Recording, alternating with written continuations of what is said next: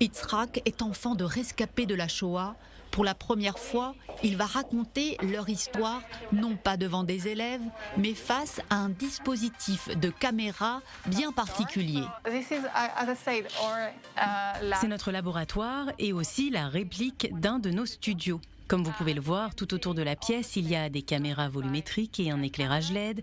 Vous allez vous placer dans ce carré et tout ce qui sera filmé dans cette zone va permettre de fabriquer votre hologramme. Action.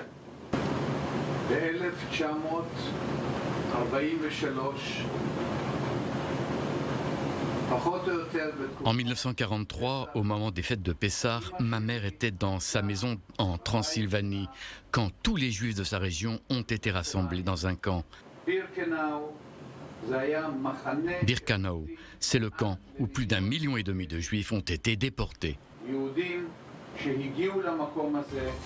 Créée en 2016 à Tel Aviv, la start-up Tetavi fabrique des hologrammes aussi vrais que nature, avec un dispositif bien plus léger que les géants du secteur comme Microsoft, Intel ou Sony. La révolution à Tetavi, c'est que tout le système a été conçu pour être mobile et que le fond de la pièce n'a aucune importance.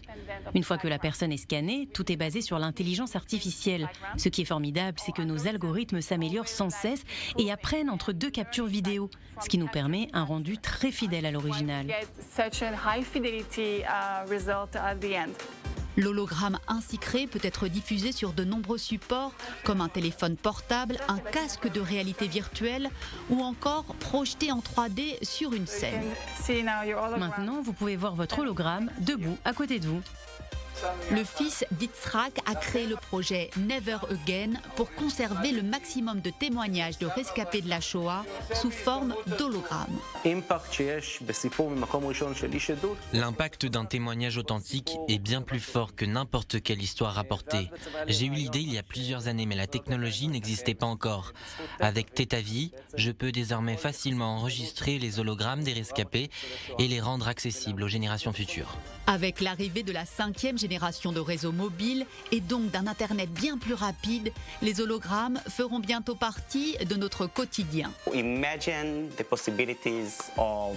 Imaginez qu'il soit possible d'entrer vraiment dans un film et de faire partie de l'action, ou d'aller à un concert virtuel, d'être sur la scène avec le groupe.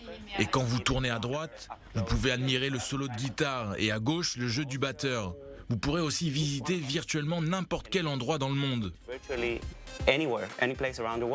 À cause du coronavirus, le président Reuven Rivlin a annulé la traditionnelle fête à son domicile lors du jour de l'indépendance et il s'est adressé aux Israéliens à travers un hologramme, une première mondiale. Mais bientôt, il ne sera plus nécessaire d'être président ou une star d'Hollywood pour fabriquer son propre hologramme.